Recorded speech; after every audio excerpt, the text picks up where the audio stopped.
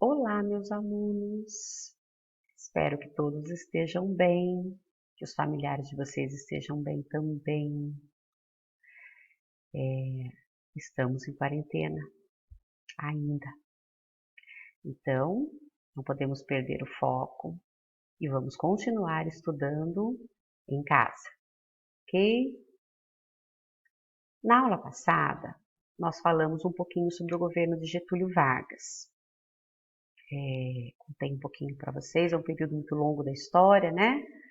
E eu deixei para vocês lá na apostila que vocês receberam, uma linha do tempo, vamos reproduzir ela aqui novamente, né, que traz de 1930 até 1945, que é chamado de Era Vargas.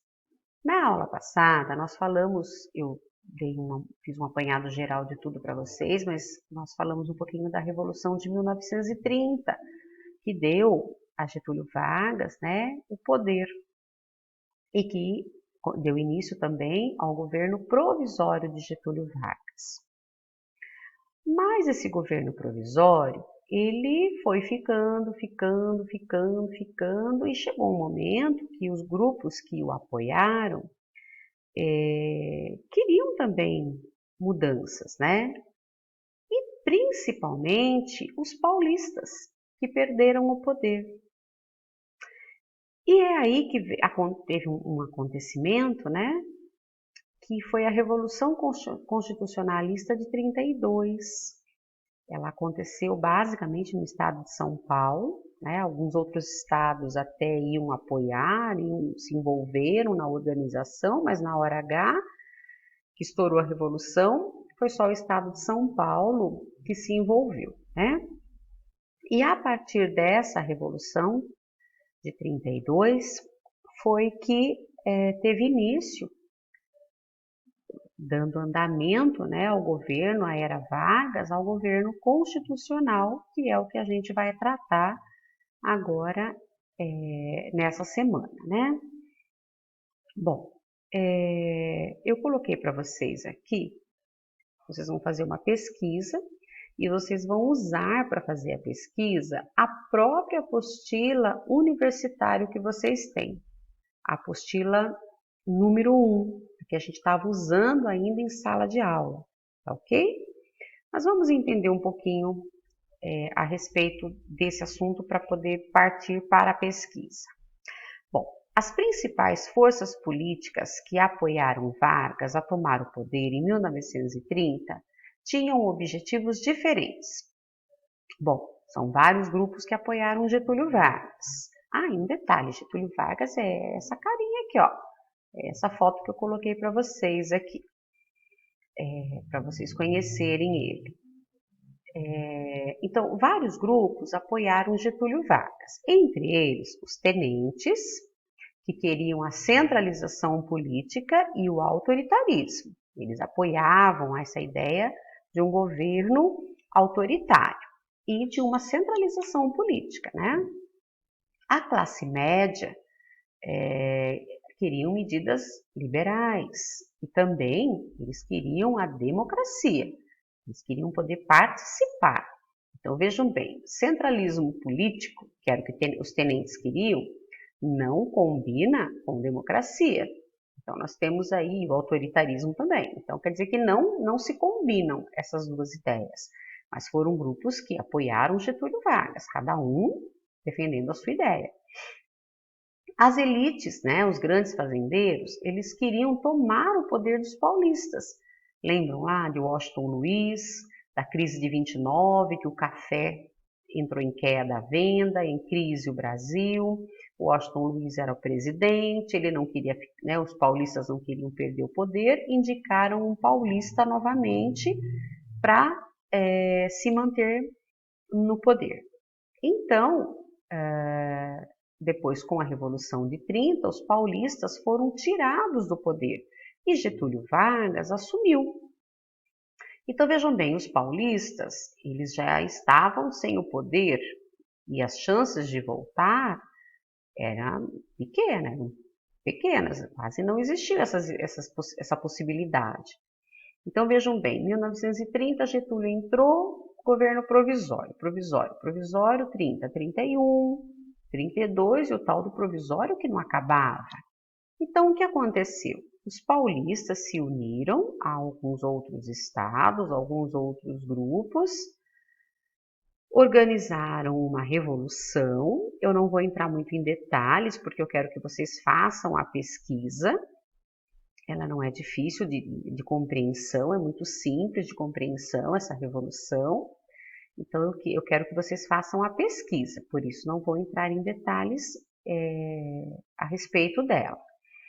Mas vocês tenham aqui, ó, usando a sua apostila universitária, pesquise sobre a Revolução Constitucionalista de 32 e anote nas linhas abaixo os principais pontos sobre ela. Como que vocês vão fazer essa pesquisa? E eu sempre oriento vocês, não é ir lá e copiar tudo, é vocês resumirem. Resumirem de que jeito? Com alguns tópicos importantes. Então, ó, o que, o que foi, onde aconteceu, quando, quem participou, por quê, como, desfecho. Então, vocês vão pôr em forma de tópicos, fazer esqueminhas, como aqueles que eu faço para vocês, que passo para vocês em cada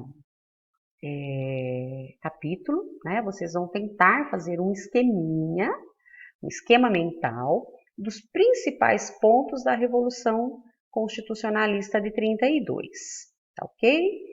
Vocês vão perceber, é um tema bem facinho de entendimento. Eu quero que vocês pesquisem na apostila para terem uma compreensão melhor.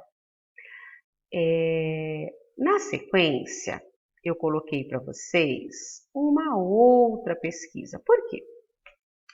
Olha, vejam bem, um dos pedidos da Revolução Constitucionalista de 32 era que Getúlio fizesse uma nova Constituição. Porque quando ele entrou para o governo em 1930, ele rasgou a Constituição que tinha o Brasil. A Constituição é onde tem todas as leis que regem o país. E ele dizia que ia fazer uma nova Constituição. E isso não acontecia, né? Então, o que os paulistas exigiram de Getúlio? Uma nova Constituição. E essa Constituição, olha, ela foi promulgada, tá aqui, ó, uma nova Constituição foi promulgada em 16 de julho de 1934. E ela manteve Getúlio como presidente do Brasil. Olha que interessante, gente, ele entrou provisoriamente em 1930, dizia que ia ficar provisoriamente. Em 34, oficializou-se, foi promulgada a nova Constituição e a Constituição manteve, né, os constituintes decidiram que iam deixar ele como presidente do Brasil, até que acontecessem novas eleições. Então aí teve início o segundo período do governo dele, que é chamado de governo constitucional. Nesse período, vejam bem, as eleições já tinham data agora para acontecer. O que não tinha até então passou a existir. Então, neste período, surgiram no país dois grupos políticos muito importantes, porque o país ele ficou dividido, e não só o país, após 1917, quando aconteceu a Revolução Russa, após a Primeira Guerra Mundial. Então, o comunismo ele foi ganhando força no mundo e chegou no Brasil também. Então, o Brasil ficou dividido entre dois grupos políticos muito importantes. Um grupo que era comunista e um grupo que era mais, aceitava uma forma muito mais dura de governo, que é a ditadura ou o totalitarismo, né?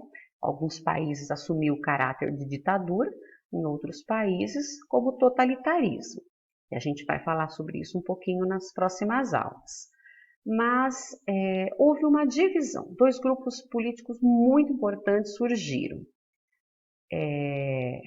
A AIB e a ANL. Também não vou entrar em detalhes, porque eu quero que vocês façam a pesquisa. Então, ó, complete o quadro comparativo entre AIB e ANL.